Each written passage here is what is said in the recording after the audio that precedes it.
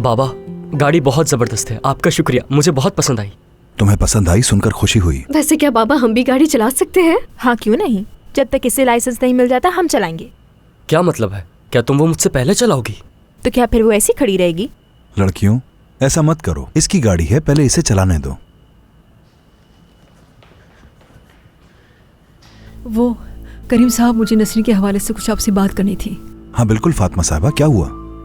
नसरीन, उसकी सुबह से अभी तक कोई खबर नहीं है। क्या मतलब है कोई खबर नहीं?